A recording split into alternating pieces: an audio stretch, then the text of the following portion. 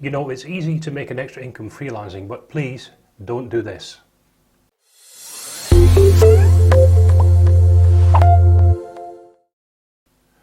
In this video, we're going to discuss why you should never get stuck in the rut of charging low prices and therefore earning a poor income as a freelancer.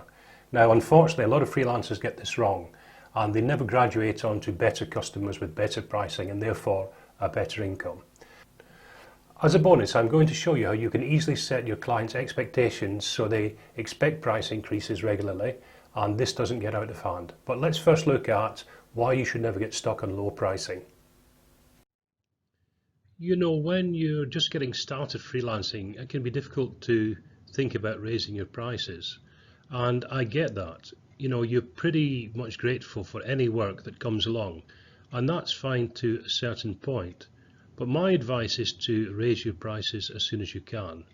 It's not something you'll be thinking about right at the start, but I've seen too many freelancers get stuck in a rut of low pricing, and they don't even revisit their pricing structure over a period of a few years, and they're the guys who don't end up making what they're worth. So my advice is to raise your prices as soon as you can. Now, obviously, as you grow as a freelancer, you should adopt the mindset of pushing the envelope and increasing your prices to what the market will stand. By doing this, you'll find your true level, and you'll soon realize if you're charging too much for your skill level or the kind of work you're able to produce for your clients. But one thing to bear in mind is that there are only so many hours in a day, so many hours you can work in a day, and you need to make sure that you're getting well paid for the effort you're putting in. So you need to be rewarded for your hard work. And as I say, this is a mistake I've seen a lot of freelancers make. So don't be afraid to push the envelope and get your prices up. That way you'll make a decent income as a freelancer. Now, for my bonus tip, how to easily set clients' expectations. In other words, if you're going to raise prices, how can you get clients used to the idea and set their expectations accordingly? So one way I suggest doing this is to get clients used to an annual price increase if you want to earn more.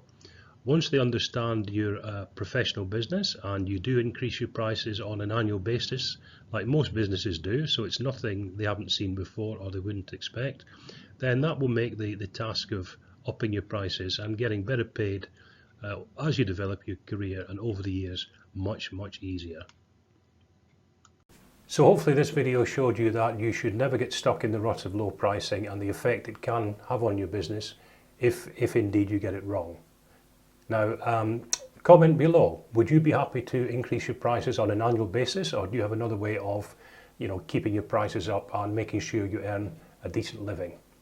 I'll be making lots more videos like this to help you with freelancing advice and tips. So if you'd like to be informed of when my next video comes out, please consider subscribing and hit the bell notification so I can get in touch with you as and when extra information is available for you.